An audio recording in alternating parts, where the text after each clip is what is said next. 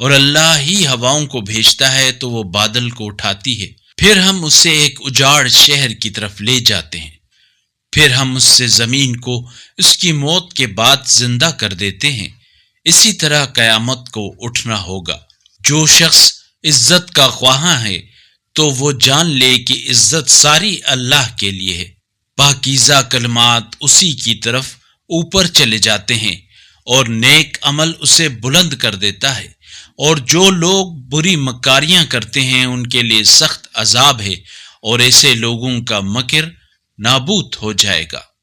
اور اللہ نے تمہیں مٹی سے پیدا کیا، پھر نطفے سے، پھر تمہیں جوڑا بنا دیا، اور کوئی عورت نہ حاملہ ہوتی ہے اور نہ بچہ جنتی ہے مگر اللہ کے علم کے ساتھ، اور نہ کسی زیادہ عمر والے کو عمر دی جاتی ہے اور نہ ہی اس کی عمر میں کمی کی جاتی ہے، مگر یہ کہ کتاب میں ثبت ہے۔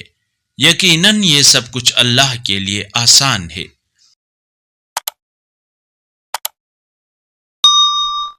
نور القرآن ویژولز، دنیا کا پہلا بصری قرآن۔